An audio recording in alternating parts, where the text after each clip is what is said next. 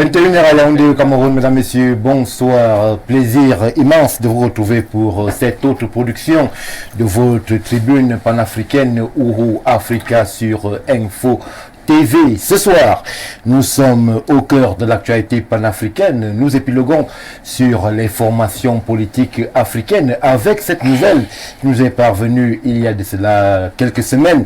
Cette nouvelle qui nous vient du côté du Gabon, au Gabon où l'ex-chef d'État Ali Bongo a été carrément radié de son parti, le PDG. C'est une nouvelle qui a surpris au sein même de sa formation politique. C'est une nouvelle qui a surpris aussi dans l'espace politique africain. Il faut préciser que le Parti démocratique gabonais est une création de feu son père, Omar Bongo, et que ce parti était dirigé par un Bongo depuis 1968.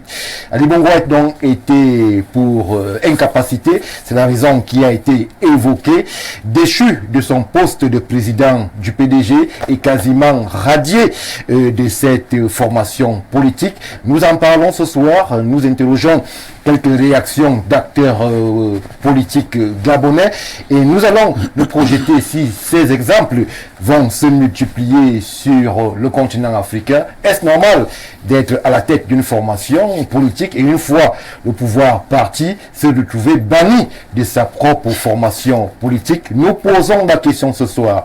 Mesdames, Messieurs, l'actualité africaine, panafricaine nous amènera aussi du côté du Sénégal avec cette élection qui est annoncé pour le dimanche 24 mars avec ce fauteuil pour 19 candidats. S'il est avéré que Ousmane Sonko ne fera pas partie de la bataille, son poulain Bassirou Diomaye Faye a toute ses attentions. Le Premier ministre Ba aussi essaye de trouver sa voie. La campagne est véritablement lancée. Nous allons interroger ce fauteuil sénégalais, objet de tant de convoitises. Est-ce que nous serons dimanche à l'épilogue d'un feuilleton? Ce soir, sur Ouro Africa, la présidentielle sénégalaise sera passée au scanner. Mesdames, Messieurs, merci une fois de plus pour votre attention. Chaque lundi, lorsqu'il est 21h à Yaoundé au Cameroun, la traditionnelle respiration, avant bien évidemment la présentation des panafricanistes. Déjà avec nous en studio ce soir. À tout de suite.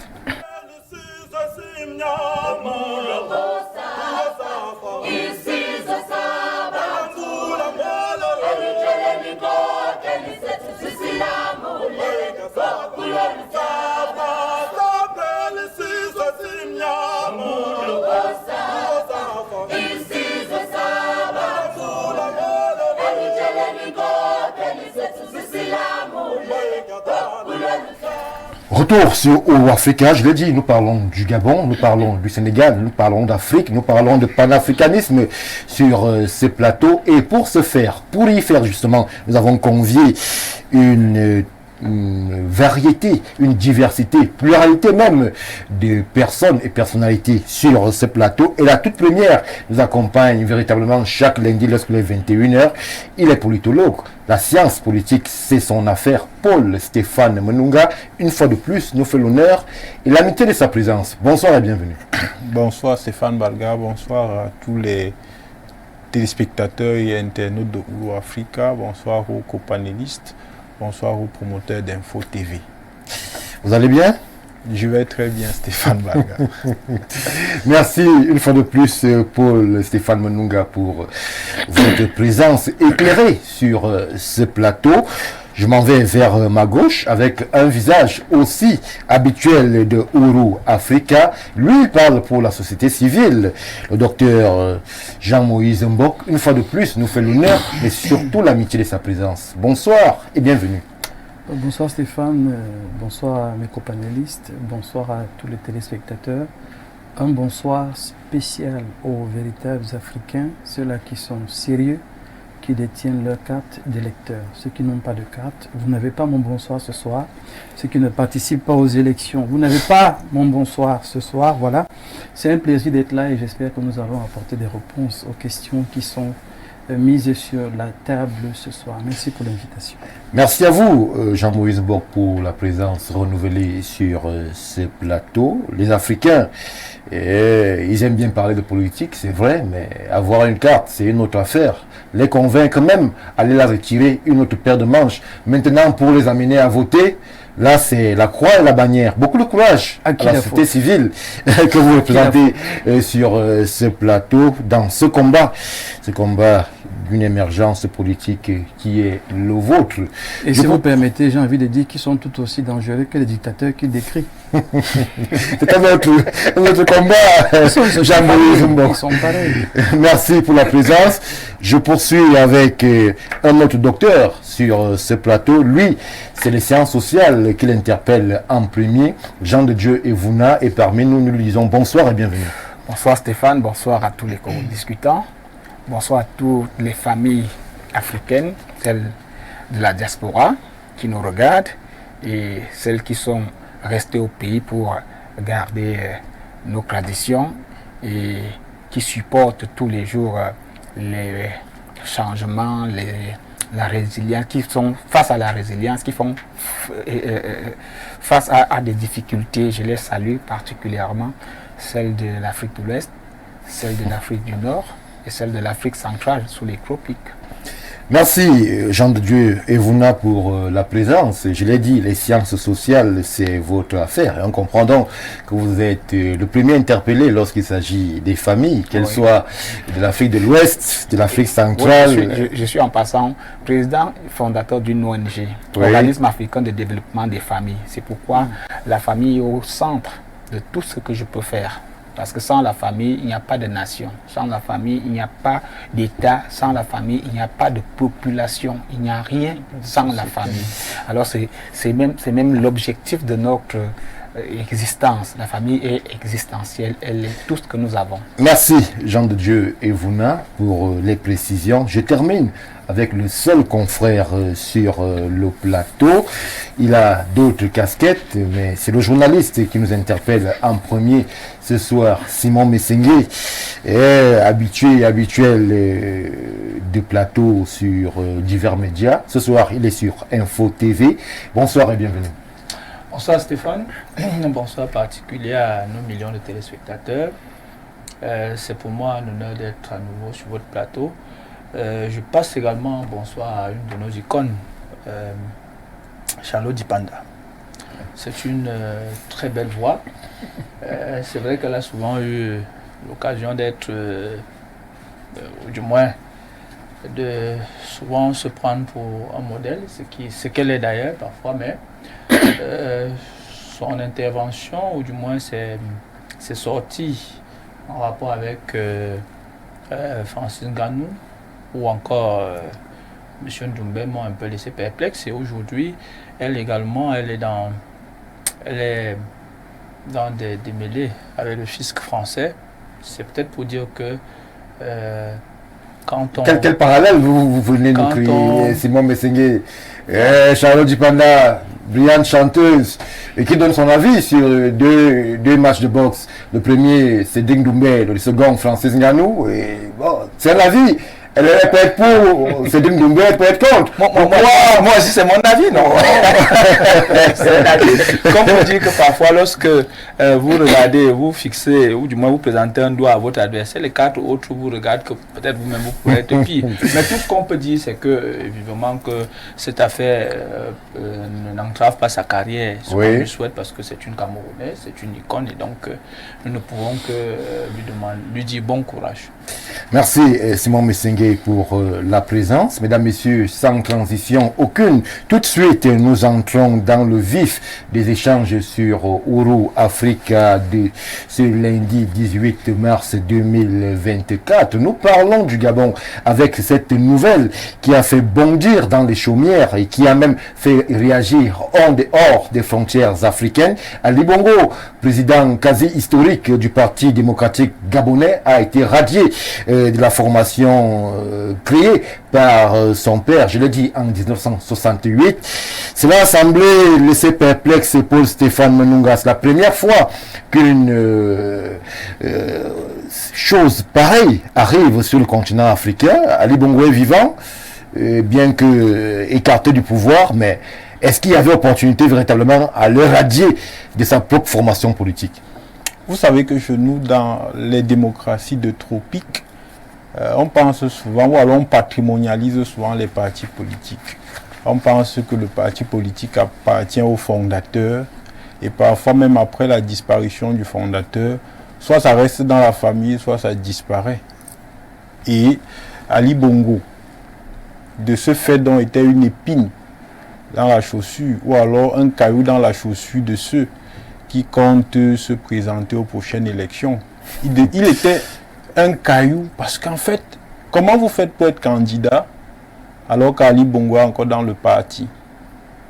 Parce qu'il faudrait que vous soyez d'abord investi par le parti pour être candidat du PDG. Du coup, qu'est-ce qu'il faut faire? Si on ne peut pas passer du PDG à un autre parti politique, comme on a fait au Cameroun en 1985, on t'enlève du parti politique et ça crée donc un boulevard.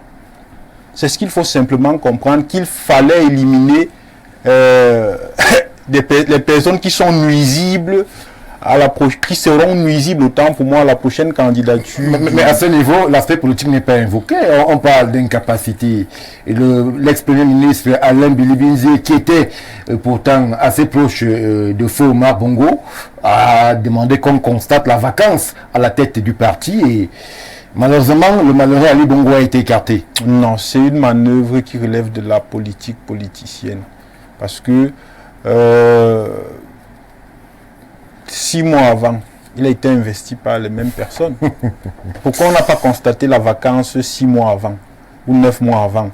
Est-ce que sa condition physique a trop changé depuis qu'il a été évincé du pouvoir? C'est le même Ali Bongo qu'on a. C'est le même Ali Bongo qui a été investi. C'est le même Ali Bongo qu'on nous a présenté pendant la campagne. C'est le même Ali Bongo. C'est le même Ali Bongo. On est là dans des manœuvres qui relèvent de la politique politicienne. Ça veut dire on se projette déjà par rapport à la pré-transition. Qu'est-ce qu'il faut donc faire? Mais il faut enlever tout ce qui pourrait nous déranger lors de la prochaine transition. Puisqu'on ne veut pas changer de parti politique ou créer un autre parti politique, on vous enlève simplement.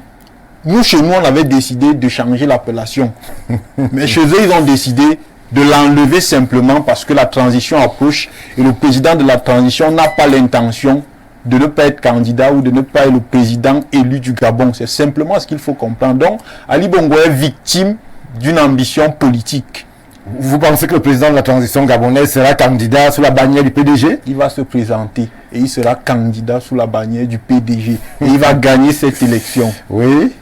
Merci Paul Stéphane Menunga. Jean-Moïse Mbok, c'est une situation qui pourrait rester laissé perplexe certaines personnes encore aux affaires. À dire qu'une fois que vous perdez le strapontin présidentiel, tout de suite vous êtes classé dans la poubelle de l'histoire. On vous enlève même ce qui relevait de votre ADN et peut-être même d'un patrimoine génétique ou alors familial. Le PDG c'est Ali Bongo, c'est Omar Bongo. Tout de suite vous êtes chassé avec la mère, Patience Dabani aussi, qui a été exclue du parti. Comment comprendre qu'on arrive à de pareilles séquences dans l'espace politique africain? Écoutez, il y a une leçon qu'on veut enseigner derrière, c'est qu'un parti politique n'appartient pas à une famille. Ça, c'est la leçon qu'on essaie de passer ici. Et étant d'accord avec ce que Stéphane a dit, moi, je vais prendre le volet objectif qui mène à cette décision. Là, c'est quand même graduel. C'est-à-dire qu'après sa destitution, il n'a pas fait une sortie. Le parti politique doit vivre. Et un parti politique vit avec un leader qui s'exprime sur l'actualité. Il a été donc, selon ce qui se dit, il a été invité à s'exprimer sur la situation. Est-ce qu'il n'est plus président? Est-ce que il n'a rien fait? Situation de s'exprimer? Il n'a rien fait. Il a été convié à la réunion du parti. Il n'a pas pu venir. Et c'est graduel, hein? Donc, c'est comme ça qu'on constate non seulement son silence, son absence, mais à côté de ça, vu son état de santé, son incapacité à pouvoir assumer la charge de la présidence du PDG. Mais dans le processus, qu'on a déclaré vainqueur de l'élection, que le PDG l'a choisi. Mais je dis de manière objective, tout en prenant en compte tout ce que le politologue a dit, eux, ils ont pris le volet objectif. On fait un coup d'État, on vous enlève, on ne vous entend pas. Vous ne vous exprimez pas. Mais il s'est exprimé, il avait demandé make noise, ça ce n'est pas... Je crois que c'est la détresse qui parlait plus qu'autre chose. Là, on attendait un président d'un parti politique qui vient rassembler ses troupes, qui communique avec ses troupes. Il y a eu des réunions du PDG auxquelles ni lui, ni sa maman n'ont assisté. Et c'est pour ça que, ayant constaté leurs différentes absences, il fallait donc poser un acte. Je rejoins Stéphane à ce niveau, où c'est la politique politicienne. On a envie de trouver un nouveau candidat, on n'a pas envie de balayer le PDG, parce que c'est quand même toute une histoire, c'est le Gabon en fait.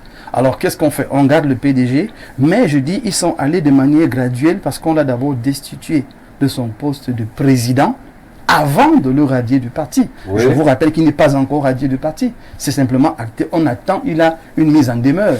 Si une période passe et qu'il n'a pas réagi, c'est là qu'il sera complètement radié. Mais ils vont graduellement, dont la première étape était de l'enlever de la présidence pour voir sa réaction. Alors, s'il a encore ses capacités, s'il a encore ses moyens, il va au moins s'exprimer pour dire que si vous m'enlevez seulement parce que vous estimez que je n'ai plus les capacités intellectuelles de diriger, mais voilà, je suis là. Donc, si à partir de là, il n'y a pas une réaction de M. Ali Bongo, c'est là que sa radiation sera actée. Mais il faut dire que ça va crescendo, parce qu'il y a un projet derrière, celui que M. Menunga a froidement présenté, mais ils vont de manière très subtile, de manière progressive, de manière graduelle, en disant qu'il n'a pas les capacités de s'exprimer, il ne peut plus diriger la preuve, c'est qu'il est muet, il n'arrive à rien dire, il ne peut rien dire. Observez, vous verrez qu'il ne va rien dire.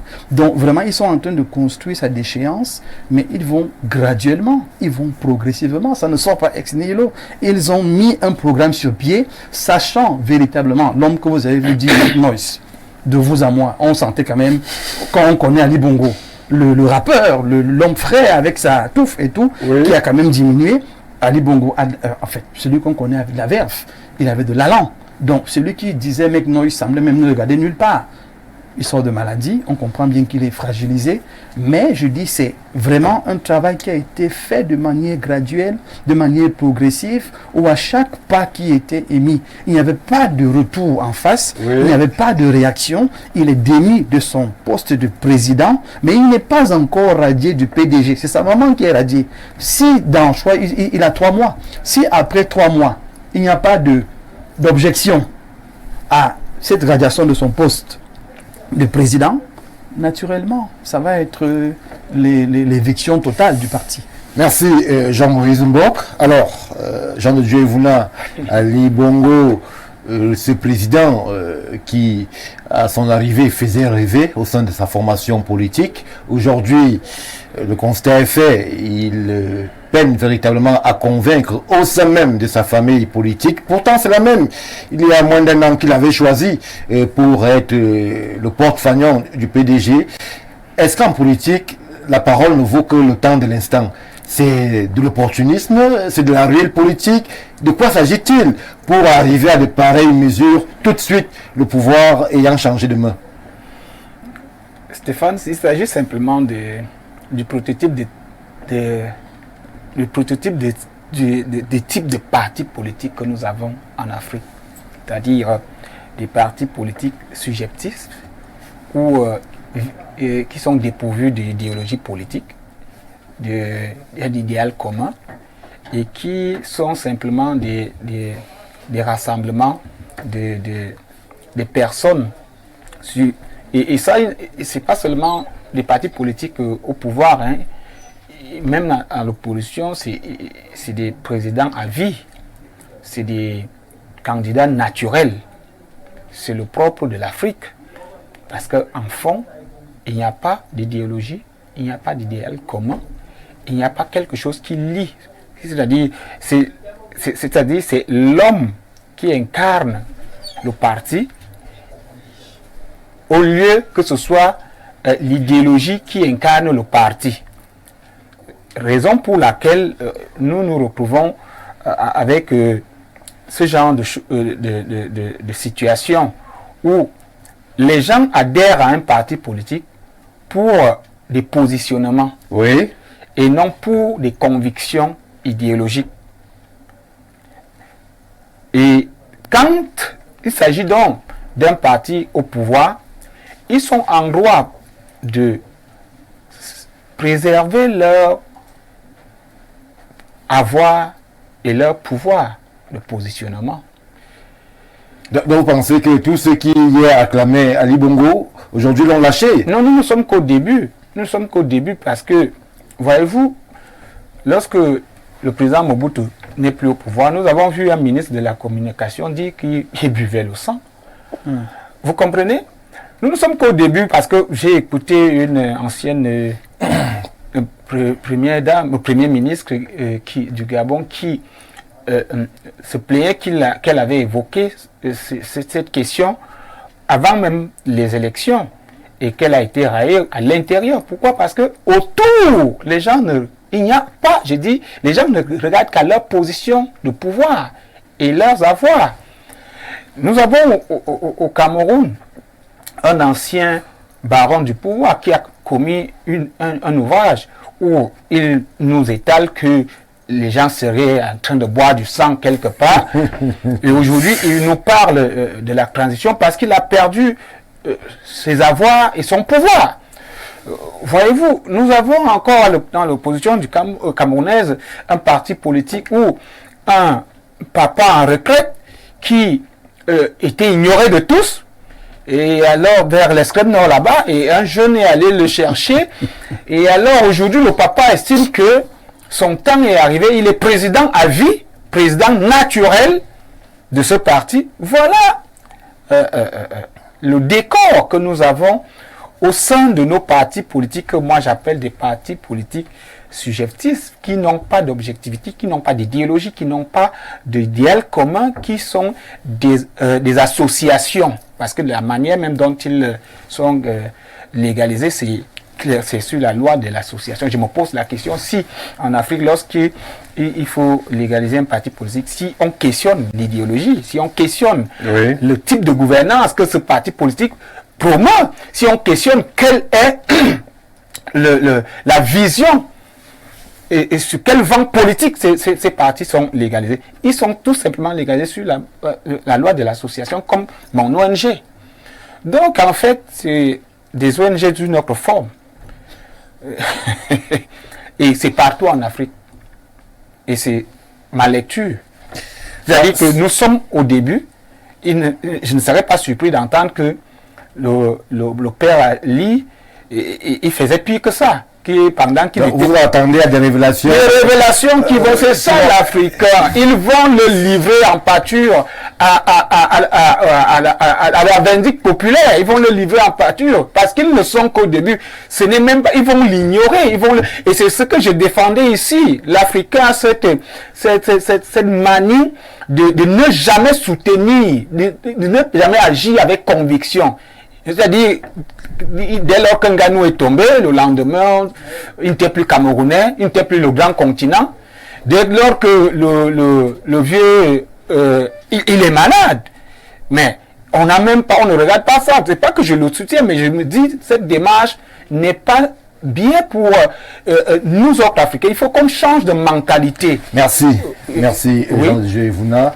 Je me tourne vers Simon Messengue qui a sous d'autres cieux, sous nos cieux aussi, une casquette politique. Alors, est-ce que vous comprenez le sort qui arrive aujourd'hui à Ali Bongo, radié ou exclu, mettez-y le condiment que vous voulez, mais ce qui est clair, c'est qu'il n'est plus à l'exécutif du PDG. Est-ce que on oublie tout ce qu'il a fait? Est-ce que c'est pas de l'ingratitude, comme l'Espérance Sciences Sociales nous le fait savoir sur ce plateau? Est-ce que c'est de l'opportunisme politique qui voudrait que, une fois une branche tombée, on en saisisse plus qu'une autre? Comment est-ce que vous percevez cette situation, Simon Messengue? En fait, ça relève de la nuit. Parce que, voyez-vous, on se poserait la question qu'on se posait, c'est qu'est-ce qu'il a fait pour être radié? On dit qu'il est incompétent, il est incapable désormais. Écoutez, le militantisme, parlons-en. Ce qui n'est pas militant du PDG depuis.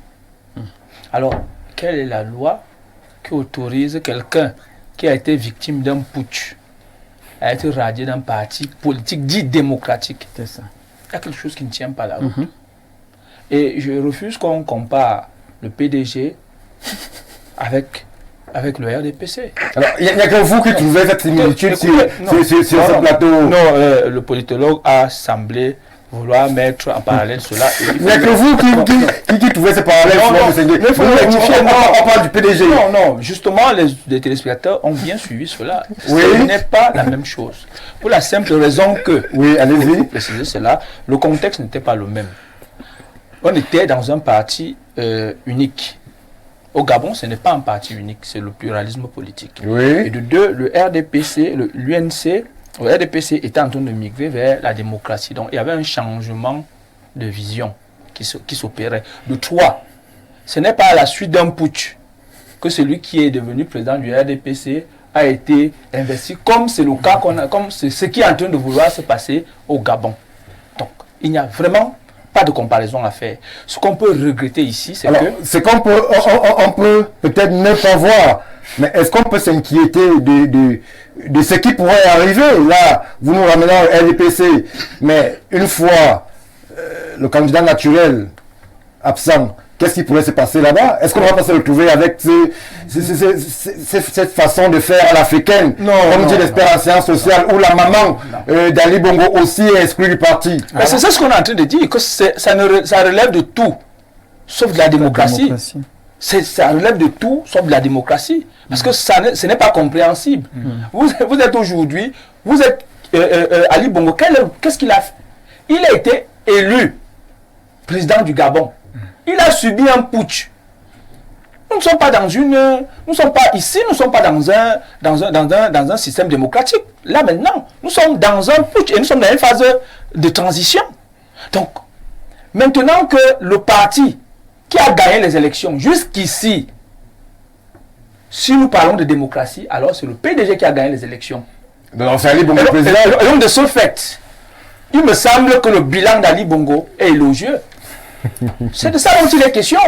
Maintenant, qu'on nous explique donc que non, comme il est malade et qu'il ne peut pas faire ceci, alors vraiment on va le radier. C'est la première fois que dans ce monde-ci, on radie quelqu'un dans un parti politique parce qu'il est malade. Ou alors, il semblerait être incapable. Mais attendez, incapable d'être militant. Il y a un truc qui ne va plus. Alors, donc, disons une chose. Vraiment, ce qui est en train de se passer au Gabon, ou du moins, d'abord, ça a commencé avec le putsch en grandeur nature. Voilà le putsch qui continue. mais ça ne fait que dégrader le capital de confiance que le Gabon avait dans le Conseil des Nations. Oui. C'est de ça dont il est question aujourd'hui. Et nous sommes dans le regret de le dire. C'est impensable. D'ailleurs, on a commencé à soutenir un putsch.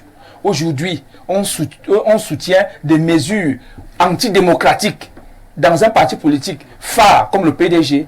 Vraiment, c'est regrettable. Alors, vous pensez que c'est regrettable, Simon Messengue? On va prendre un avis aussi d'une femme politique qui, elle aussi, s'est déployée au sein du PDG. Il s'agit de Christiane Bitouga. Elle a eu des fonctions ministérielles au niveau de la République du Gabon. Je l'ai dit, pilier dans cette formation politique. Elle donne un avis qui peut aujourd'hui, à la lumière des faits, être interpellateur. Prenons cet avis et on revient tout de suite après.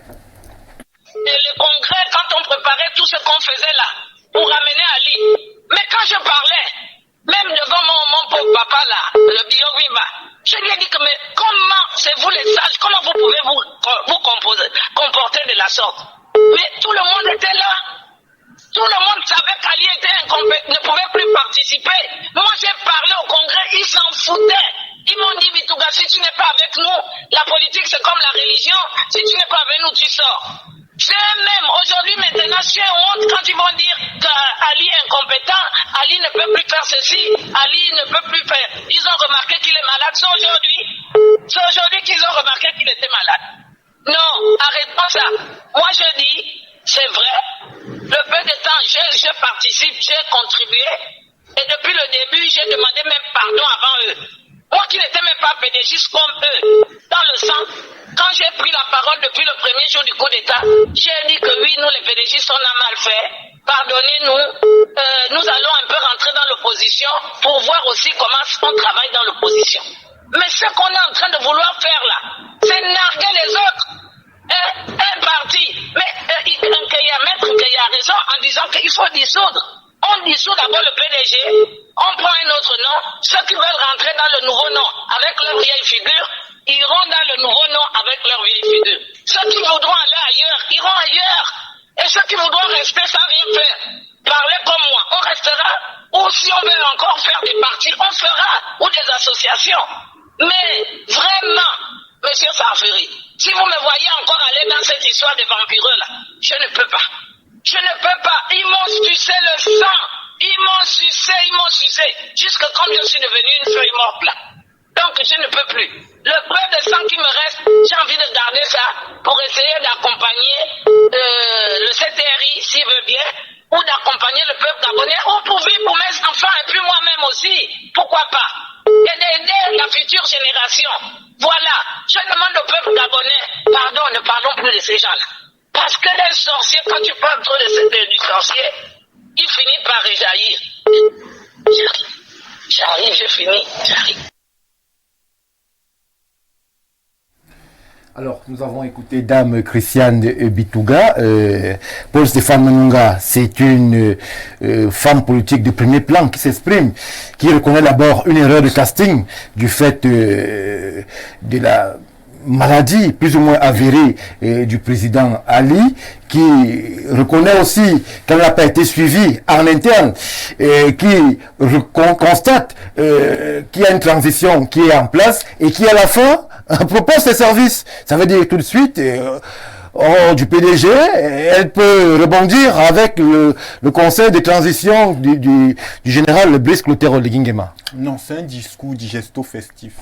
C'est-à-dire quoi? C'est-à-dire c'est un discours du ventre. On veut continuer à profiter des ressources de l'État. Quand vous écoutez son discours, c'est le digesto-festif qui parle, ce n'est pas l'objectivité. Parce que la politique n'est pas comme la religion. Il ne faut pas qu'on essaye de tromper les gens, parce qu'en Afrique, quand même, on a des concepts qu'on développe, comme la loyauté. On vous définit la loyauté d'une autre manière, en vous faisant penser que quand vous appartenez à un parti politique, vous ne devez pas dire au président du parti politique que la modification du mandat que vous voulez faire là n'est pas normale. Vous avez le droit de le dire. Oui. Et vous devez même le dire. Et c'est le problème qu'on a justement en Afrique avec les concepts comme la discipline du parti. Ce sont les concepts qu'il faut enlever systématiquement.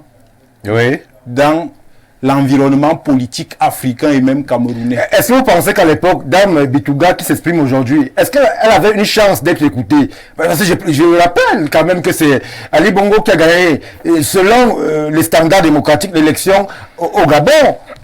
Qu'est-ce qui vous prouve qu'elle avait dit ça? Elle révèle qu'elle l'a dit, mais qu'elle n'a pas été écoutée. C'est un discours politique. Tous ceux qui ont accepté qu'Ali Bongo aille aux élections ont accepté ça parce qu'il fallait sécuriser les intérêts de tout un chacun. Maintenant, si le président de la transition actuelle nous assure qu'on peut sécuriser nos intérêts, mais on va le soutenir et démontrer qu'en réalité, nous on avait même dit depuis qu'Ali Bongo était déjà invalide, mais on ne sait même pas ce qui s'est passé. C'est de ça qu'il est question aujourd'hui au Gabon. C'est simplement ce qu'il faut comprendre. Vous comprenez donc qu'on a des hommes politiques qui ne sont pas au service de la cité, qui sont au service de leurs propres intérêts. Oui. Ça veut dire que quoi, ils font la politique politicienne au lieu de faire la politique républicaine. Ça veut dire c'est mon intérêt personnel qui passe avant l'intérêt général. Maintenant donc, on veut tout mettre sur Ali Bongo, comme si tous ceux qui sont en train de mettre ce qu'ils mettent là sur Ali Bongo ne sont pas comptables du bilan qu'ils imputent à Ali Bongo. Oui. Et je sors donc en disant qu'il y a une similitude entre ce qui se passe au Gabon et ce qui a conduit à la création du RDPC. Prenons le contexte. Le RDPC, c'est au Cameroun. On parle du PDG au Gabon. Exactement. Prenons le contexte du changement de nom. On sort d'une tentative de putsch du 6 avril 1982. 84 autant pour moi, du 6 avril 1984. Il y a un bicéphalisme. Il y a un président de la République et un président de parti. Qu'est-ce qu'on fait? C'est une forme de radiation. On change la dénomination, on te laisse avec ta famille et ton parti politique. On dit que bon, comme on ne peut pas te radier, nous on change simplement de dénomination et on t'abandonne avec ton parti politique. Ça veut dire en fait qu'on t'a radié de notre parti politique qu'on a créé. Il y a une similitude. Les contextes sont presque identiques, sauf que chez nous il y a une tentative de putsch. Et chez nous aussi, il y a le fait que... S'il vous plaît, juste une précision. Ce n'était pas un autre parti, c'était une transformation. Il faut bien une transformation. Bien noter que l'UNC a été transformé. Avec une restructuration. Avec une restructuration, oui ou non? L'ancien président faisait lui également déjà désormais partie. Mais il ne pouvait plus être président du RDPC. Pourquoi? Avec une restructuration des organes. C'est la vérité. Il ne pourrait plus. Comment il allait faire? Alors que le... Il allait faire comment? On appelle ça comment? Alors que le Congrès, c'est pas tous les... Non, il ne pouvait plus. Nous tous on sait que la restructuration de Bamenda avait pour objectif de permettre au président Paul Biya... peut être président du RDPC. Vous le savez très bien. Ça, c'est ce qui est écrit. Non, mais... Il y a une chose qui est écrite. S'il vous plaît, je suis dans la tête de vous dire... Je vais chuter. Je suis dans la tête de vous dire que tout le monde sait que la restructuration de Bamenda avait pour objectif de permettre au président de la République de pouvoir être candidat et de gagner son élection afin qu'il soit légitime. Et c'est la même chose au Gabon. On enlève Ali Bongo parce qu'il faut que le président de la transition soit candidat, lui qui a fait le putsch, gagne son élection effectivement, sauf que bien devienne... Je n'ai pas dit il faut donc que le président de la transition Oligui Nguema soit légitime. C'est pour ça qu'il faut donc enlever celui qui peut déranger. Puisqu'ils ont, comme le docteur Moïse Mbok l'a dit, le PDG c'est toute une histoire, j'ai envie de dire, c'est l'incarnation de l'État post-colonial gabonais. Est-ce qu'il faut effacer l'histoire du Gabon? Non. Il faut trouver donc un stratagème qui va créer un boulevard pour que ceux qui veulent maintenant gérer les ressources du Gabon puissent le faire. Mais ce qui est regrettable, c'est que ils se désolidarisent d'un bilan dont ils sont comptables. Moi, c'est ça qui me dérange un peu. Merci Paul-Stéphane Manunga, Jean-Moïse Mbok. C'est vrai qu'on voudrait justement faire porter au seul Ali Bongo le chapeau de beaucoup de manquements en termes de gestion, de management, d'ambition politique. Mais est-ce que tous ne sont pas comptables? Est-il le seul fautif de ce qui a été reproché à la classe politique gabonaise? Est-ce que Ali seul peut porter la croix des tant d'années de malgouvernance, de mauvaise gestion et bien d'autres manquements encore? Non, ce n'est pas possible. Et je crois que la dame, on a suivi son audio, elle disait que tous coupables, ils sont tous comptables. Ils sont tous comptables de ce qui se passe au Gabon et du bilan du PDG. Oui. Mais ça veut simplement dire ici qu'il faudra, et c'est pour ça que d'entrée, je saluais les véritables citoyens, les véritables Africains qui ont le cadre de lecteur. Parce qu'il faut que les gens comprennent bien que la politique, ce n'est pas un jeu, ce n'est pas un amusement. C'est prendre l'engagement d'accompagner les familles. Est-ce que dans une machine comme le PDG ou le RDPC aujourd'hui, quelqu'un peut dire non lorsque le bureau politique a par exemple décidé qu'on va à gauche, vous venez dire non parce que vous avez des opinions contraires. C'est ce que la dame déplore. Elle dit qu'elle a pensé à un moment que l'orientation n'était pas bonne, mais elle n'a pas été suivie en interne. Ça commence à la tête, mais tout le corps aussi joue un rôle. C'est-à-dire que peu importe votre puissance, si vous êtes seul, avoir une logique et qu'il y a quand même le reste qui vous dit attention, cette logique n'est pas bonne, même si vous êtes sorcier, vous allez quand même vous raviser un peu. Ce qui se passe aujourd'hui, et ce que je voulais dire Stéphane, c'est qu'il faut que tous les militants d'un parti politique retiennent qu'ils sont comptables du bilan de leur leader. Il faut qu'ils le sachent. Ce qui fait qu'aujourd'hui, tout le monde, on parle du RDPC. Qui est dans le RDPC, que ce soit militant ou sympathisant, il est comptable du bilan du RDPC. Donc aujourd'hui, on parle du PDG. Les autres qui sont dans une logique de la politique politicienne, justement, c'est la protection de mes intérêts, la protection de mes avoirs et de mon avenir, on essaye de livrer en pâture le dirigeant, le déchu. Oui. C'est-à-dire que vous avez des pays comme à l'époque de Bouteflika, où le pays était dirigé par un monsieur qui était sur une chaise roulante, et tout le monde disait que, oh, vraiment, c'est lui qui dirige. Il est très fort. Il est très fort. Et puis après, on a vu comment chacun a commencé à laver les mains pour dire non, nous, on n'est pas véritablement comptable de ce bilan. Pourtant, c'est faux. Est-ce que la suite de la communication de Christiane Bitouga n'est pas interpellative? Ou tout de suite, elle fait du pied au général Oligingema, elle propose quasiment ses services à Mondo Vision. Non, ça veut dire que à l'e-parti, la vie doit continuer, les intérêts doivent continuer, et je me rallie à côté. Il y a deux choses à retenir. Elle dit tous comptables de ce bilan. Je voulais parler de M. Mobutu. C'est la même chose avec son ministre, qui était bien celui qui avait orchestré, et il le disait, la publicité.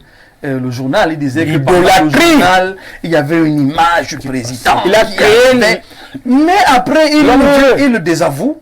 Il dit non, non, vraiment, c'était lui seul le mauvais, on n'était pas des mauvais. Il y a un conspiratisme africain qu'il faut qu'on déconstruise.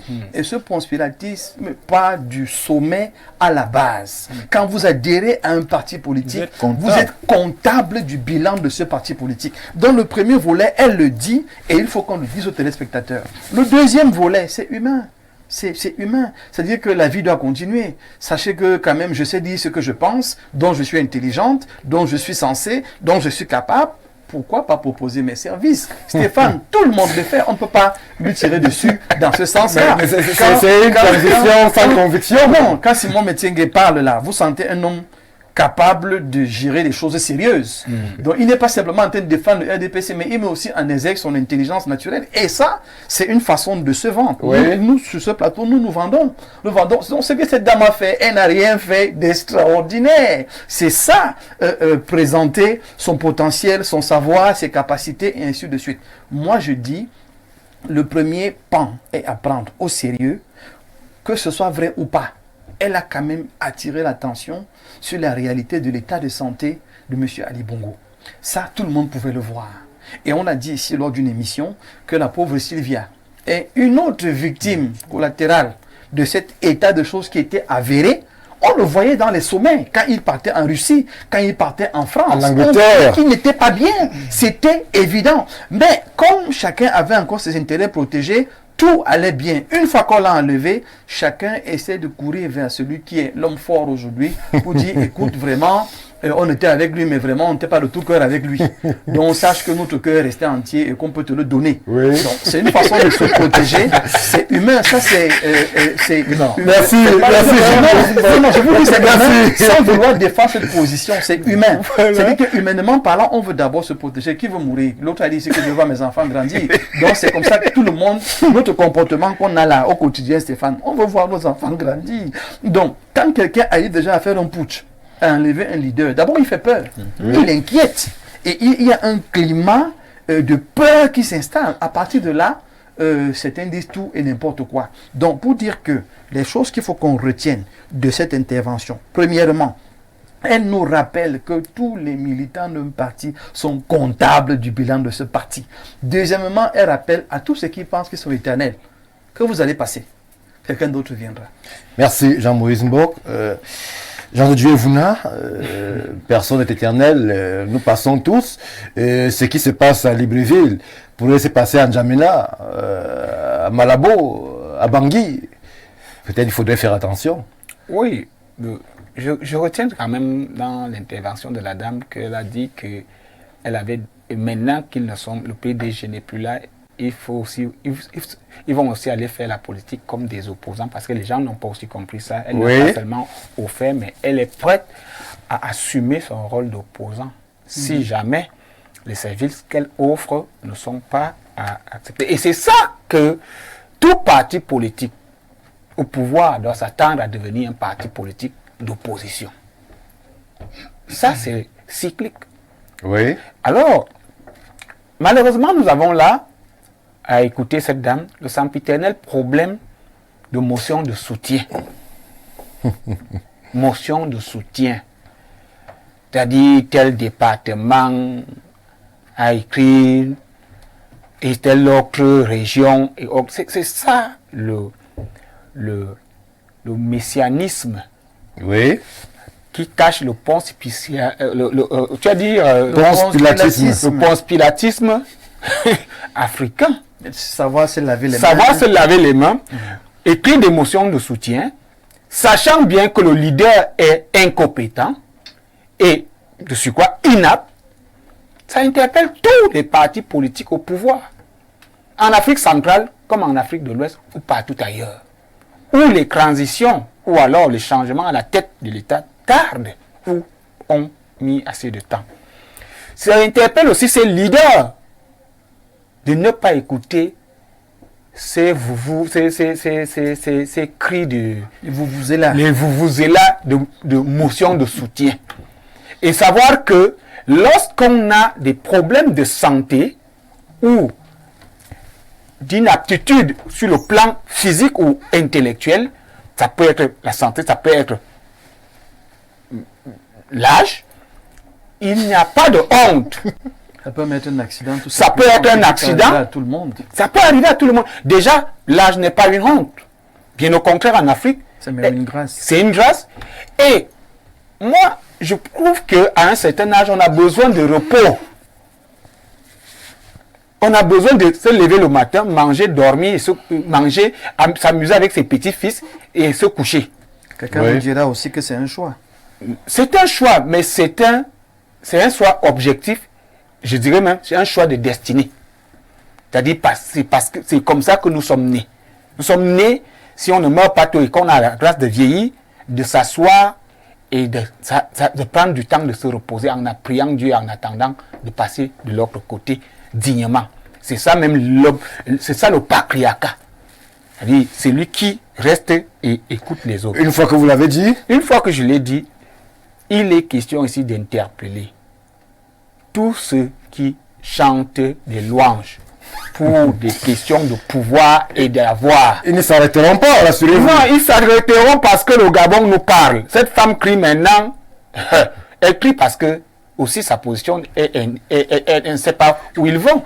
Ces gens qui ont radié d'une manière sauvage et barbare un ancien chef de l'État à la tête du parti, sont inquiets de leur avenir. Ils veulent seulement sauver leur pouvoir et leurs avoirs. Et alors, où qu'on soit en Afrique, cela nous interpelle. Que rien n'est éternel et qu'il est judicieux de préparer la relève. Merci, merci. Simon Messengue, les cris du Gabon peuvent se faire entendre, je l'ai dit, à Malabo, à Bangui, à Ouagadougou, que sais-je, en Afrique. Mais est-ce que ils sont écoutés? Alors, moi, je vous pose des questions. C'est bon, Messengue, je vous laisse libre de vos tendances et orientations. Moi, je vous pose la question, est-ce que ces cris-là ne nous parlent pas ou ne parlent pas aux acteurs politiques qui, une fois arrivés aux affaires, oublient qu'ils ne sont que de simples mortels? Stéphane, je ne suis pas de ceux qui pensent que il faut sacraliser, il faut vénérer ou célébrer les contre-exemples. Le Gabon est un contre-exemple. Ce n'est pas une démocratie de ce côté-là. Ce n'est plus une démocratie en tant que telle. On ne peut donc pas parler... Ils viennent pourtant d'être réadmis dans la CAC. Écoutez, ce n'est pas parce que... Mais c'est un État. Est-ce que tout État... Démocratique. Est-ce que pour être réadmis dans une organisation sous-régionale, il faut forcément être... Non, il faut remplir les conditions. Écoutez, en ce moment... Il faut remplir les conditions. Laissez-nous les histoires de conditions. En ce moment, celui qui dirige le Gabon n'est pas un putschiste. Vous le savez très bien. Il a pris le pouvoir en dehors des mécanismes constitutionnels et en dehors de la démocratie. S'il vous plaît, ce sont des faits. Je n'analyse rien, ce sont des faits. Et vous le savez très bien. Donc de ce fait, on ne peut pas dire aujourd'hui que un État démocratique comme le Cameroun va prendre pour exemple ce qui se passe au Gabon. C'est inacceptable. C'est même pas envisageable. Ça veut dire quoi? On va commencer à marcher avec la tête? Non, il faudrait bien préciser le sens de ma question. Madame Bitouga qui parle aujourd'hui. C'est là que je voudrais allez-y, Simon, monsieur. Elle est irresponsable politiquement. C'est-à-dire quoi? Ça veut dire quoi? Nous sommes dans un parti politique. Le Parti démocratique gabonais. Ça veut dire que là-bas, les règles démocratiques sont des credos. Oui. En démocratie, on dit quoi? Si je ne suis pas d'accord et que la majorité est d'accord, parce que je suis dans ce parti politique, je l'accepte et j'assume cela. À défaut, vous êtes irresponsable politiquement. Ça veut dire que si aujourd'hui... C'est une forme de dictature du plus grand nombre. Justement, la démocratie, c'est la dictature du plus grand nombre. C'est de ça dont il est question. Et pas d'autre chose. Si aujourd'hui, on peut dire A, parce qu'on est ensemble, et B, on est versatile, on est dangereux, même pour soi-même. Ça veut dire quoi? En démocratie, on n'est pas tous d'accord. Alors, Simon Messenger, vous avez franchi un cap que nous peignons à franchir. Aujourd'hui, nous sommes au Cameroun, l'élection c'est en 2025. Est-ce qu'on ne sentira pas, ou alors on n'arrivera pas à une phase où des gens vont se lever pour dire qu'au sein du RDPC que vous représentez, j'avais parlé, mais moi, on ne m'a pas écouté. Écoutez, s'ils le disent... On parle chez vous? S'ils le disent même... Attends. Moi je n'ai pas suivi cela. Oui. S'ils le disent... On parle du RDPC. Non, s'ils le disent, ceux qui le diront, ceux qui peuvent le dire dans ce cas de figure, sont dangereux. Et même les leaders ne peuvent même pas... Moi, je ne peux pas. Moi, un leader, je ne peux pas faire confiance à quelqu'un qui est versatile. Quelqu'un qui hier peut dire oui, nous sommes entièrement d'accord. Elle dit qu'elle a averti. Elle a averti que c'est pas bon. Écoutez, c'est pas bon. Mais personne n'est pas parce que vous avez averti. Vous êtes là dans un monopole de la pensée. Ce n'est pas parce que vous avez averti et que la majorité ait pris le dessus que vous allez renier cela aujourd'hui. Vous assumez cela et vous continuez de l'avant. C'est comme ça que ça fonctionne. Ça veut dire que pour nous sommes dans un État démocratique et c'est le peuple qui dirige, du moins qui décide de qui doit le diriger. Nous proposons au peuple quelque chose et il valide. S'il ne valide pas, on va dire que non, c'est parce qu'il n'a pas validé, alors j'avais dit. Non, on tire les leçons et on se réorganise et on revient. Deuxième des choses qu'elle a dit qui est suffisamment grave. Quand elle a l'impression pour elle, le putsch était une élection. Et donc, le PDG a perdu. Et comme on a perdu, alors on va aller à l'opposition. Non, il n'y a pas eu d'élection. La seule élection, c'est le PDG qui a gagné. Mais de façon pratique, le PDG n'est pas l'affaire. Non, mais écoutez, pas des accidents. C'était un coup d'État. Pourquoi c'est un fait? Écoutez, c'est un fait, mais c'est un accident. Parce qu'au Gabon, la constitution du Gabon ne prévoyait pas les coups d'État. C'est ça dont il est question. Donc, le coup d'État est un crime contre l'État. Ça, il faut le savoir. Donc, vous ne pouvez pas venir ici exalter le crime. C'est pas possible. Donc, il faut se dire une chose. Et ceux qui ont donc introduit le Il faut se programme de dire- la transition il faut dans se dire une chose. les organisations Il faut se internationales, dire c'est une tout. chose. C'est pas nous N'est-ce qui pas? venons exalter le Nous plus disons clairement une chose, c'est que le Gabon est à refaire sur le plan démocratique. C'est malheureux, mais le Gabon est à refaire. Il y a une transition Et de donc- 2 ans qu'elle a annoncée. Et donc, s'il a à refaire, le PDG doit plutôt briller par son caractère démocratique que par des éléments, ce type d'éléments qui relèvent d'un parti totalitaire. C'est ça dont il est question. Maintenant, revenons à un aspect que je ne souhaitais pas qu'on dise ici. Vous chutez, Simon Qu'on dise Messenguer. ici.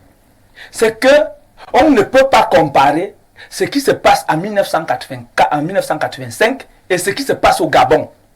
Nous disons ceci. Au Cameroun, depuis 1979, depuis juin 1979, la constitution du Cameroun prévoyait que le premier ministre est le successeur constitutionnel. Et le président a pris les fonctions dans ce cadrage constitutionnel. Donc, de ce point de vue, on ne peut pas dire aujourd'hui qu'on peut créer une similitude avec un putsch. Le politologue n'a Ça, jamais c'est- pensé non, sur non, le non, plateau. si, c'est ce qu'il a dit. Et donc, de ce fait-là, commençons d'abord par dire que c'est à rejeter. De deux, en 1983 et en juin 83, il y a eu ce qu'on appelle un congrès de l'UNC. Et dans ce congrès de l'UNC, pour vous montrer que c'était une démarche. Et en fait, Pour qu'il soit candidat. écoutez, ce n'était pas un problème de candidature, vous comprenez C'était un très bien. problème de C'est pour ça que j'ai dit candidature. que je prends une passerelle pour revenir. Alors, en 1983, il y a eu un congrès. Dans ce congrès, on a introduit les candidatures multiples à des postes précis. C'est ça dont il est question. Ça veut donc dire qu'en fait, le parti unique se préparait à fêter son âge d'or et à passer à un parti apte à la saine concurrence politique. Et le dire ici montre clairement que le Cameroun a une forte histoire de démocratie. C'est pour cela qu'on n'admet même pas, même dans les pires rêves, les Camerounais n'admettent même pas qu'il y ait des accidents de ce genre. C'est pour cela qu'en 2025, il y a des élections. Et il faut dire à tous ces pays qui nous suivent, parce que Info TV, c'est effectivement une chaîne qui est... Justement, nous sommes Pour dire interpellés que- au Gabon. pour dire au Gabon que, pour dire aux Gabonais que aujourd'hui, on peut fêter l'euphorie d'un accident aussi grave que celui qui s'est passé l'an dernier. Mais dans les années à venir, on comprendra très bien que on a reculé de 30 ans, voire de 50 ans en arrière. Et c'est ce qui est dommage. Parce que lorsque les institutions sont stables, le développement peut suivre. C'est ça dont il est question. Et le peuple se sent beaucoup plus souverain Merci. qu'un peuple qui est à chaque fois martyrisé par les armes. Merci. Si vous Jean-Louis permettez, Ngom, en une minute, je voudrais que M. Moninga réagisse. J'aimerais rapidement ici qu'on ne se lance pas dans un procès contre le PDG. J'ai pris la peine d'expliquer qu'il y a eu un processus. Le PDG ne s'est pas levé pour de manière arbitraire enlever M. Ali Bongo de son fauteuil de président. Il y a eu un précédent. Vous savez, quand il y a une rencontre d'un parti politique, le leader convoque. S'il ne le fait pas, son second convoque. Et quand il y a convocation, il y a des actes de présence. Oui. Quand une présence n'est pas expliquée, expliquée en de termes simples, on s'interroge. Donc il y a eu des relances pour qu'on arrive à ça. On ne va pas nier aujourd'hui que l'état de M. Bongo est déficitaire. Il est dans un état critique, difficile, pas critique, difficile. Tout le monde le voit, tout le monde le sait. Je pense que le PDG a voulu respecter les canons de la démocratie en allant progressivement.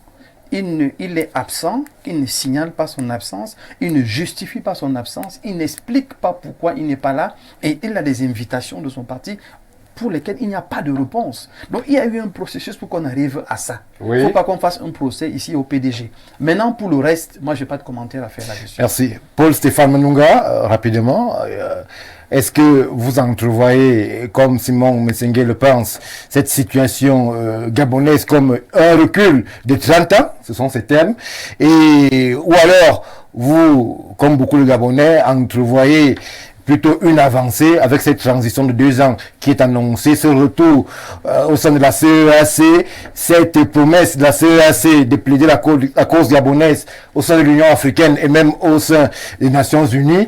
À quel niveau vous situez la situation gabonaise aujourd'hui? C'est une situation très compliquée. Très compliquée déjà parce qu'il faut être Gabonais et vivre au Gabon pour comprendre. Oui, c'est vrai. C'est d'abord le premier point.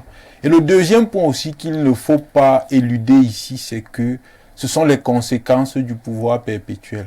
Quand on dure trop au pouvoir, on est capable de... Mais on ne dit pas de soi-même aussi. C'est le peuple qui choisit. De quel peuple on parle? C'est la Celui des question arbres. que j'ai envie de poser.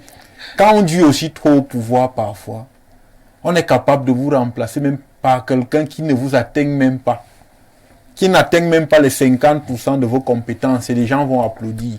Parce que la vérité qu'il faut aussi dire, c'est que le pouvoir perpétuel fatigue. On a vu Kadhafi en Libye qui a très bien travaillé, mais on a instrumentalisé le peuple libyen à cause de la longévité. Il faut que les gens comprennent que le monde a évolué, les mentalités ont évolué. Il est difficile de voir quelqu'un faire 40 ans à la tête d'un État et par la suite voir son fils faire 14 ans. Ça donne l'impression, je parle bien d'impression, Oui. que ce serait un bien familial. Même si vous avez été élu de façon démocratique, ça dérange. Donc je peux comprendre le peuple gabonais, d'une part, mais d'autre part aussi, j'ai envie de leur dire, ou alors j'ai envie de dire que, ou alors dans la continuité, d'abord j'ai envie de dire que je ne suis pas partisan des coups d'État, mais parfois il y a les coups d'État salvateurs. Qui vous permettent, permettez-moi de citer. Oui, on va, parce que nous aussi, nous avons des contraintes à termes de communication qui permettent pas à ce qu'on aille dans un sens. Je vais m'expliquer. On ne va pas dire que l'État salvateur. Permettez-moi de m'expliquer.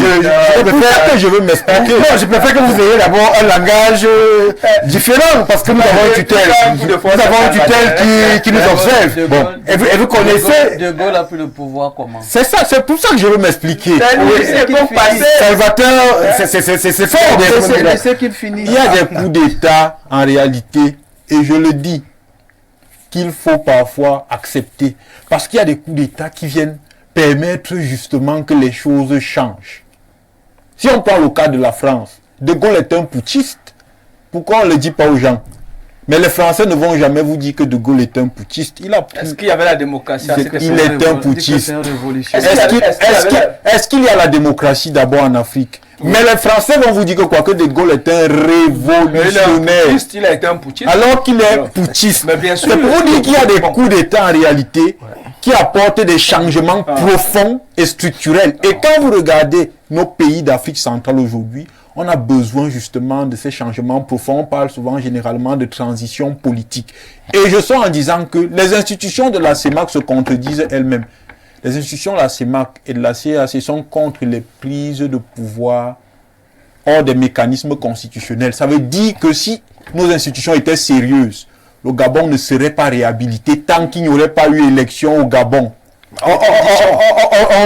Les Français vont poser les conditions. Il y a les conditions qui ont été posées et justement, la transition avait des garanties. On a parlé de 2 ans. 2 ans. D'une transition de 2 ans. On a essayé. C'est comme ça que le fils de Biya avait accepté les conditions. Il y a un dialogue qui est annoncé du côté de Libreville avec l'ensemble de la classe politique. Il ne devait pas être candidat. Ça veut donc dire que le Gabon ne se perd pas. Ça veut donc dire que le Gabon est en train de revenir. Oui, ils sont en train de revenir. Moi, Jean-Louis Vouna, on sort. J'entends ici le mot putsch. Bon, dites-moi, est-ce que le militaire vote? Est-ce qu'un militaire, lorsqu'il y a élection, il vote? il vote? Donc il est citoyen. Oui. Alors, est-ce qu'un citoyen est privé d'accéder à la magistrature? De la manière. Pas les mêmes mécanismes. Non, je voudrais d'abord, laissez-moi. Les mêmes mécanismes. C'est pareil. Non, laissez-moi. Je me pose simplement des questions. Ne vous posez pas ce type de questions. Je vous en prie. Vous monopolisez ma pensée. Ne vous posez pas ce type de questions. Nous ne faisons pas la promotion. Non, je ne fais pas la promotion. Pouvoir sur En fait, j'exprimais ma pensée. Oui, s'il vous plaît. Pas de sortir en disant ce que j'ai dit depuis le départ. On salue les vrais citoyens africains. Merci. Ceux qui ont leur carte directeur. Merci. Parce que c'est Bon, pas ça là veut que dire les que- choses changent. En fait, ça veut donc dire que le militaire comme moi, nous allons voter comme les élections arrivent. Alors Oui. nous sommes des citoyens comme tout autre citoyen. Nous sommes des citoyens qui participent à la démocratie. Et nous avons aussi notre mot à dire.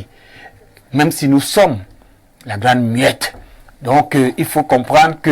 Merci. Je pense que... Merci Jean-Joël. Les militaires ont leur mot à dire dans la règle de la norme démocratique. Oui, les canons c'est ce que j'ai dit. C'est mieux de préciser comme ça. Oui. On sera avec vous, Simon Messengue, en 1 minute. Il faut être clair.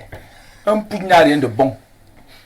Pour simplement catégoriser ou du moins schématiser cela, c'est comme le corps humain. Un État est comme le corps humain. Quand vous voyez déjà que ce sont les reins qui commencent à apurer le sucre, c'est une maladie. C'est ça. On ne va pas dire que non, les reins appuient bien, ou du moins le foie appuie bien le sucre. Hein. Donc ça peut être qu'il peut remplacer le rein. Non. Et c'est les Français regardent le putsch de Gaulle. Écoutez, le Cameroun, ce n'est pas la France. Okay. Et un putsch reste un putsch. Pourquoi est-ce que vous ramenez tout au Cameroun? Nous sommes ici en train de parler du Gabon. Parce que je prends. Il a évoqué la France. Nous, je prends le Cameroun. Nous ne sommes pas si nombrilistes. Je vais vous dire, à vouloir toujours nous ramener là où nous ne sommes pas. Moi, je prends le Cameroun comme exemple. Oh mon Dieu. C'est l'un des rares pays en Afrique où les transitions sont passées selon les mécanismes constitutionnels. Les transitions. Là. Il y a au moins trois transitions qui sont passées. Ah oui, oui. Avant même qu'on ne soit en État, André Marine Bida a perdu le premier ministère au Parlement, selon ce qui était défini.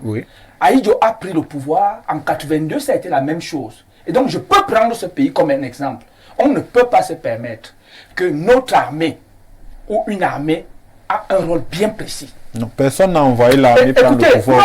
Non, je dis ceci, je prends le Cameroun et je peux parler du Cameroun pour parler à un autre pays. Nous donnons ceci. L'armée a un rôle clair qui lui est dévolu. Sécuriser et sécuriser les frontières terrestres. Simon, mais c'est bien, ne nous ramenez pas sur les fonctions de l'armée. On se fait pas un débat de l'armée. Donc, pour revenir au Gabon, il faut aujourd'hui arrêter l'agitation qui se passe autour d'Ali Bongo. Il faut que le PDG prépare sereinement les élections.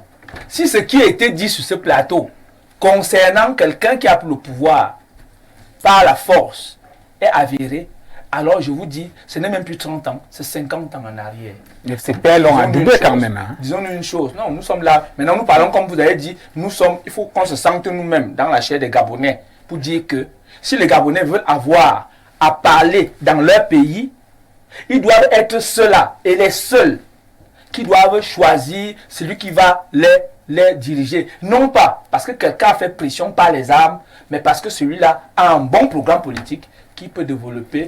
Merci Simon Messengue. Justement, on va prendre les contributions qui nous sont parvenues. On va prioriser, vous comprendrez pourquoi, celles qui nous viennent de nos frères du Gabon, qui sont nombreux sur Info TV. On a une histoire commune qu'on ne va pas rappeler ici. Alors, on va prendre... Oh là là, Simon Messengue, vraiment. Bonsoir le panel. Prenons au pif comme ça, on les prend au pif, ces contributions qui viennent du Gabon. Alors, bonsoir le panel, s'il vous plaît, comprenons que le PDG est aux abois, d'où la nécessité de vouloir se faire harakiri. Voilà pourquoi c'est pas dedans, c'est amorcé.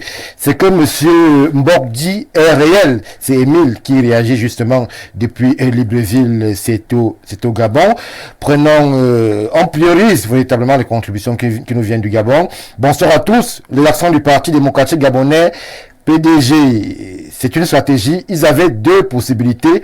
Changer le nom du parti ou alors montrer à la population de la radiation d'Ali et de sa mère. Une stratégie politique bien orchestrée.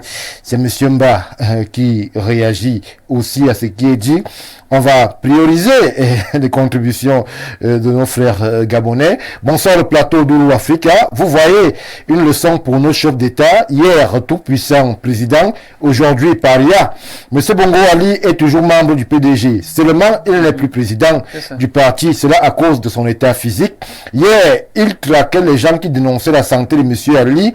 Aujourd'hui, ils reconnaissent eux-mêmes qu'il n'est pas en capacité. Maintenant, ne voyez-vous pas Monsieur Oligui, maintenant ne voyez pas Monsieur Oligui partout, c'est juste un retour de bâton contre ce parti. Ne voyons pas la main de Monsieur Oligui partout.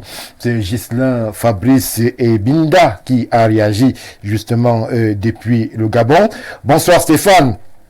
La présence d'Ali Bongo et des membres de sa famille comme membres de ce parti est nocif et toxique pour la notoriété du PDG. Au regard de leur passif dans la gestion des affaires publiques du Gabon, je crains que la même chose ne se reproduise quelque part. Bon, je ne sais pas le quelque part où est-ce qu'il veut nous amener. Bonsoir. Que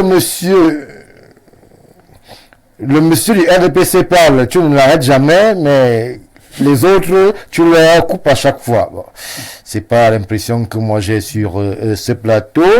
Comme monsieur Messengue arrête avec cette analyse partisane et anti-républicaine, l'intérêt général prime sur tout autre intérêt. Si le bien-être d'un peuple est mis à mal par un individu ou un groupe de Camerounais, je préfère ne pas relayer la suite. On vous aura compris, cher Yohan. Vous avez réagi depuis Yaoundé.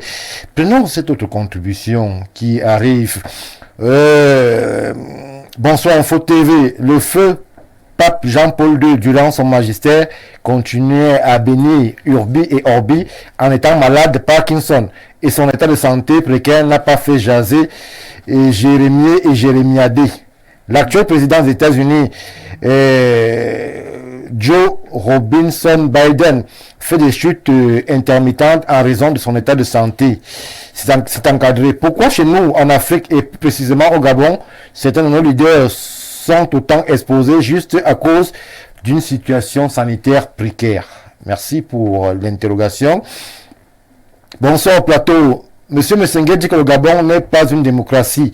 Avec la sortie du MINAT, je me demande si le Cameroun est démocratique. Oui. Merci, cher monsieur. Bonsoir le plateau. Qui a radié monsieur Ali Bongo, monsieur du RDPC? La question est à vous. Alors.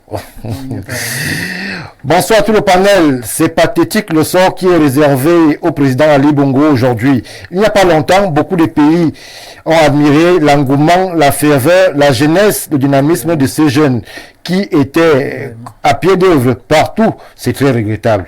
Merci pour la contribution.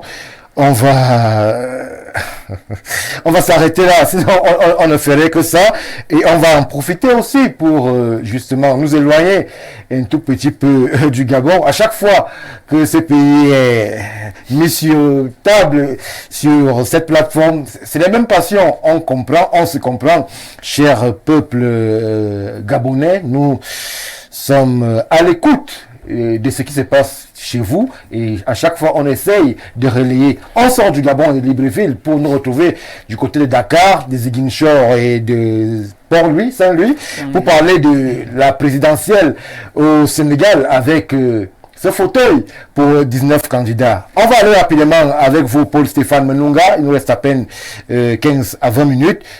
Qu'est-ce que vous voyez au soir du dimanche 24 mars 2024?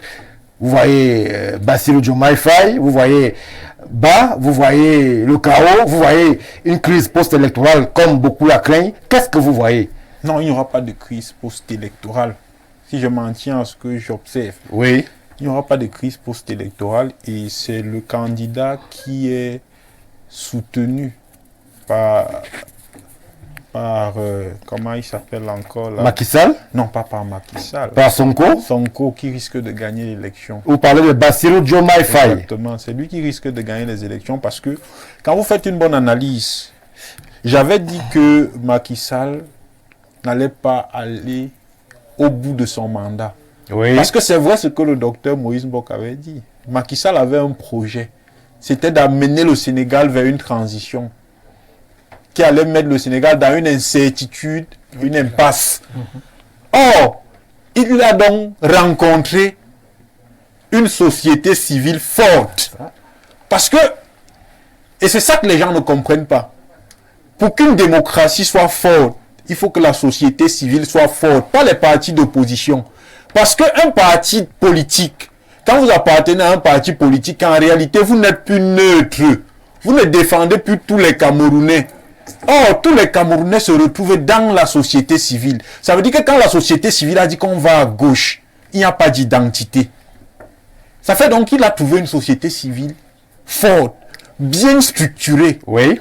qui a décidé qu'au Sénégal, c'est 2 mandats, pas plus. C'est ça le véritable problème. Parce que si la société civile n'avait pas été forte, le peuple sénégalais ne se serait pas mobilisé et les institutions n'auraient pas joué leur rôle. Parce que c'est aussi grâce à ces institutions que Macky Sall n'a pas pu mettre son projet à terme. Parce que quand vous lisez bien les actions de Macky Sall, il voulait que son mandat arrive à expiration, qu'on n'ait plus de président au Sénégal et qu'il les plonge donc dans une période de transition ad infinitum. On pouvait se retrouver en train de faire 4 ou 5 ans de transition comme les blagues au Sénégal. Donc il faut féliciter déjà d'abord la société civile sénégalaise pour le travail qu'elle mène. Féliciter aussi le peuple sénégalais qui a accompagné la société civile. Et je dirais donc que, je dis que le candidat qui est porté par Macky Sall, par Ousmane Sonko risque de gagner. Pourquoi? Déjà, il faut situer le contexte de la jeunesse africaine aujourd'hui. C'est une jeunesse qui veut la rupture avec le néocolonialisme. Il y a une jeunesse aussi qui veut rester dans ses avantages. Elle est marginale en réalité. Dans les pays où on reste dans les avantages, ce sont les pays où ce sont les vieux qui sont inscrits dans les listes électorales. Et les vieux et les jeunes commentent sur Facebook, comme au Cameroun. Au Cameroun, ce sont les vieux qui sont inscrits à Elecam. Les jeunes commentent seulement sur Facebook et ils envoient les messages aux émissions au lieu d'aller prendre les cartes des lecteurs. Oui. Donc la jeunesse aujourd'hui est portée vers la rupture avec le néocolonialisme. Et les Ousmane Sonko sont portés vers cette rupture avec le néocolonialisme. Je pense donc que cette jeunesse-là va tout faire pour porter le bloc de Ousmane Sonko à la tête du Sénégal. Donc moi, je ne peux que féliciter les Sénégalais et dire qu'aujourd'hui, le Sénégal nous a montré que la voix du peuple est vraiment la voix de Dieu. Merci Paul Stéphane Menunga. Alors, je vais faire une entorse au conducteur de ce programme et revenir eu égard aux nombreuses pressions entre guillemets de nos frères gabonais qui voudraient que une ou deux dernières de leur contribution soient relayées. Vous m'en excuserez, cher monsieur. Prenons celle-ci. Bonsoir monsieur Stéphane Barga et à tous les esprits brillants qui vous accompagnent. Je me méfie des analyses de monsieur Simon Messengue car elles sont essentiellement politiques. Rien à voir avec la réalité qui pourrait logiquement justifier la situation du Gabon. J'ajouterai le Niger, le Mali et le Burkina Faso. Je me demande pourquoi les coups d'État constitutionnels n'intéressent pas M. Messengue, avec la complicité des parlementaires corrompus pour les uns et ignorants pour les autres. Le président de l'Afrique noire se permet toutes sortes de modifications constitutionnelles au grand détriment du vrai peuple, le bas peuple au nom duquel il prétend de gouverner. Mon indéfectible soutien inconditionnel au général Brice Clotaire Oligui-Nguema. Chaque chose à son temps, l'histoire retiendra que la page de la famille Bongo est tournée. C'est pas un Gabonais qui a écrit. Malheureusement, on a été pris. C'est Rodrigue Adalbert Evina à qui nous disons un bonsoir particulier. Bonsoir. Quand on mange seul, on assume seul. C'est Franck de Bukito. Alors, Jean-Maurice Mbok, l'élection est annoncée le 24 mars avec toutes les turpitudes qu'il y a eu autour. Mais on sait et on a vu des scènes de liesse lorsque justement Ousmane Sonko et Bassirou Diomaye Faye, son lieutenant, ont été libérés de la prison de Cap Manuel. On voit la campagne, on voit l'affluence qui est autour d'eux, mais est-ce qu'ils pourront résister à la machine qui entoure le Premier ministre Ba, qui est le poulain de Macky Sall, qui, bien qu'on en soit épilogué, peut se targuer d'un bon bilan économique tout de même? Bon, il faut dire ici que moi je reste perplexe quant à l'issue de cette élection, parce que je vous ai dit que le président Macky Sall était dans des tractations pour pouvoir faire passer sa volonté et son projet. Donc son lieutenant, l'ancien Premier ministre, il y travaillait, et je crois que finalement dans les tractations, il fallait trouver un juste milieu, et le juste milieu était de libérer Ousmane Sonko et tous les prisonniers qui étaient avec lui Et puis maintenant, continuer les deals. Pour moi, la démocratie n'est pas un long fleuve tranquille. Oui. C'est parfois le résultat des tractations, des deals, des ententes, et ainsi de suite. Logiquement, objectivement, on verrait bien le lieutenant d'Ousmane Sonko passer, parce que le Sénégal est porté quand même par une société civile responsable, Oui. assez forte. Mais en même temps, on a en face de nous, et je vous l'avais dit ici, parce que pour moi, l'attitude d'Ousmane Sonko, la jeunesse, qui était très virulent envers le président en place, j'avais décrié ce comportement parce que je savais que ça allait être contre-productif. Et je faisais une interpellation, et je fais la même interpellation aujourd'hui, en rappelant aux jeunes qui entrent en politique que n'allez pas jouer au jeu de la violence. Ça reviendra toujours contre vous. N'allez pas jouer au jeu de la sauvagerie. Ça reviendra toujours contre vous. On a vu un jeune politicien quelque part qui a interrompu un premier ministre. Voilà. Et vous voyez un peu ce que ça veut dire. Bon, de toutes les façons, ce que j'essaie de communiquer ici, c'est que il faut bien que ce qui se passe au Sénégal serve de leçon à toute une société, comme le Cameroun par exemple, où il faut que la société civile comprenne bien son rôle et sa responsabilité, où il faut que les partis d'opposition comprennent bien leur rôle et leurs responsabilités, et il faut que le pouvoir central aussi comprenne son rôle et ses responsabilités. Les besoins des citoyens sont connus, ce n'est plus un débat. Tous les projets, les programmes politiques qu'on va nous amener pour 2025 vont rentrer pratiquement dans les mêmes objectifs et les mêmes directions. Oui. Il faut aujourd'hui qu'on comprenne que ce qui se passe au Sénégal est un message pour le reste de l'Afrique. Et pour ma part, la société civile a joué un très bon rôle, a bien fait son travail, mais je reste méfiant quant au deal que Macky Sall a dû traiter ça et là. Est-ce que moi j'ai suivi le second de M. Sonko parler? Bassirou, je ne l'ai pas trouvé. C'est pas Sonko. C'est-à-dire que c'est pas ce charisme, c'est pas. C'est pour ça qu'il est soutenu par Ousmane Sonko dans la campagne. Donc Sonko reste le patron. Et parce que Sonko reste le patron, Macky Sall reste un problème. Donc pour moi, tant que Sonko est trop en avant dans la campagne de son poulain, ça ne l'aide pas. Ça va toujours réveiller les vieilles tensions, les vieilles rancunes que Macky Sall a contre Sonko. Et je dis que c'est là que ça peut lui être préjudiciable. Parce que la machine reste quand même encore entre les mains de M. Macky Sall. Donc oui, objectivement, la jeunesse veut un changement. M. Macky Sall a tout fait dans sa désobéissance à la France pour montrer que lui aussi il est dans la rupture. Il a fait sciemment pour dire je n'écoute pas Paris, je n'écoute plus les autres, je vais faire à ma tête. Tout le monde a négocié pour dire il faut laisser, je ne laisse pas. Il a voulu montrer son indépendance, son émancipation à dessein aussi. Donc il y a une jeunesse africaine qui va se dire ah tiens, il s'est désuni de la France, donc on peut le suivre. Il a joué un jeu subtil, un jeu très fin, et aujourd'hui toutes les cartes sont sur la table. Merci. Jean-Dieu Evouna, deal, compromis, Ousmane Sonko est libre, Bassirou aussi, la campagne est lancée. Beaucoup de points d'interrogation quant au nom qui va apparaître dimanche soir. Voyez-vous, mon problème n'est pas la personne. Le problème ici, c'est ce qui est sûr, l'alternance, je veux dire la transition est actée. Au Sénégal. Non, elle n'est pas actée. Il peut avoir continuité. Le premier ministre Amadouba, elle est actée parce que ici, je l'avais souligné que il est possible que l'opposition, pour ma part, la transition est actée. Oui. Mais maintenant, quel sera le contenu de cette transition? Est-ce qu'elle va profiter aux familles, à ce peuple qui s'est levé pour faire barrage à tout ce que le docteur Mbok était en train de développer, la ruse, les deals et autres?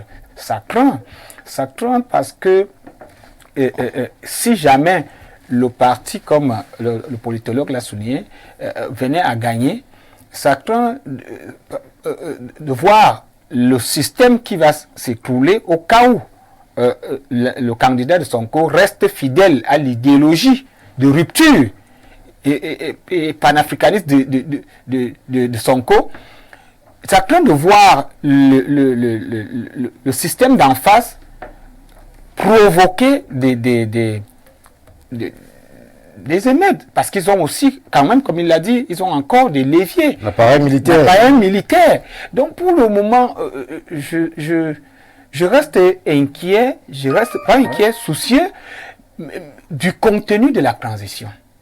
Est-ce que cette transition va véritablement créer la rupture? Est-ce qu'elle va profiter à la population, à la famille? Est-ce que elle pourra faire comme nous rêvons de créer une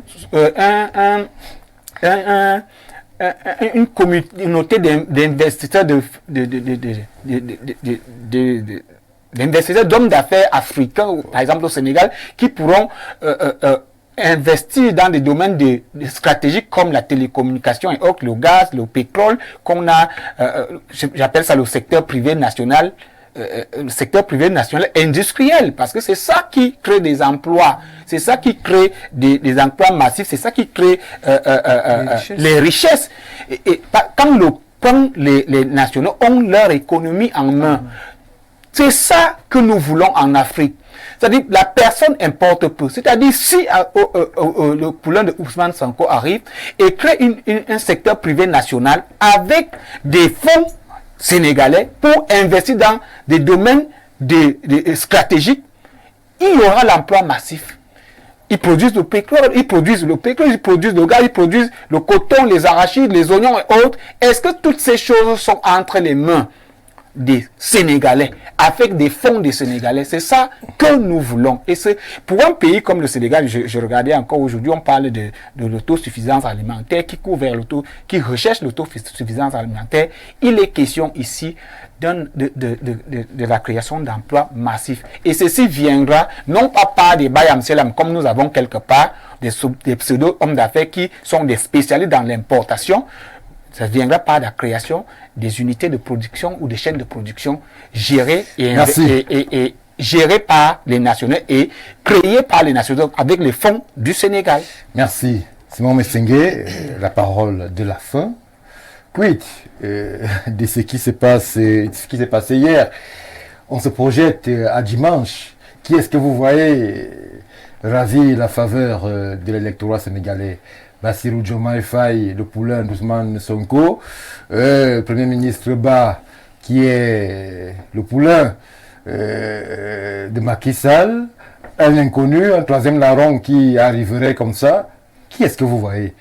Non, mais ce qui est sûr, c'est que il y a un processus d'alternance démocratique qui est engagé au Sénégal. Mais il faut noter que je ne vais pas influencer l'élection qui est en cours, parce que déjà je ne suis pas sénégalais, donc les Sénégalais savent, en fait chacun sait, au moins pour ses intérêts, celui ou celle qu'il décidera de voter. Mais il faut noter une chose, et que j'ai toujours dit, mais que je redis ici aujourd'hui, le Sénégal est la plupart du temps comme un volcan à l'approche des élections.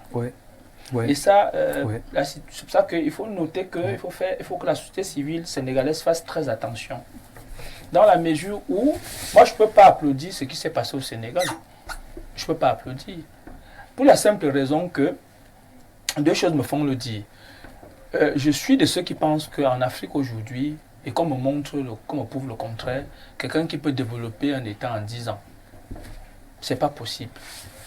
Et justement, ceux qui ont avancé ces hypothèses-là se sont retrouvés voués à l'hégémonie, comme c'est le cas de Macky Sall aujourd'hui, comme ça a été le cas du président Alassane Ouattara en Côte d'Ivoire. On est dans une situation, nous sommes des jeunes États. Et pour mettre en place un système qui puisse permettre de développer un pays, comme ça s'est passé avec la Libye, il faut bien qu'il y ait un certain temps. Oui. Oui, il faut même 50 ans. Oui, il faut même 50 ans. Et oui, parce que à la fin, aujourd'hui, on est dans des épouvantails. C'est-à-dire que dès qu'on a fait, depuis que le Sénégal fait ça, vous croyez que le Sénégal c'est la 17e économie d'Afrique? Elle n'est pas aussi fameuse que ça. Parce qu'on est dans la logique des hommes politiques viennent avec des épouvantails. Oh, vraiment, j'ai fait 2 mandats. Comme si c'est en faisant 2 mandats que en fait, c'est 2 mandats qui montrent qu'on est. Non. Je pense que quand on veut bâtir un État, on le bâtit de fond en comble et on ne fait pas dans la langue de bois. Et c'est pour cela que celui ou celle qui prendra la tête du Sénégal, il faut lever le verrou de la limitation des mandats. C'est une histoire qui est en Afrique aujourd'hui, et il faut le dire, pour le regretter. Et je mets quiconque à défi sur les 54 pays que compte l'Afrique. Quel est le président qui, en 10 ans, a développé un pays africain? Merci. Soit on veut se développer. Merci.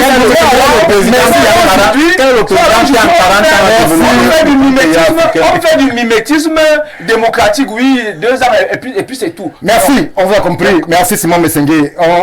On pourra revenir sur la perche que vous nous tendez avec cette question de la limitation du nombre de mandats sur le continent africain. Si véritablement elle fait avancer le continent, ce qui va faire avancer le continent, c'est l'élection prévue dès dimanche. Nous resterons attentifs à ce qui sera fait de ce côté-là.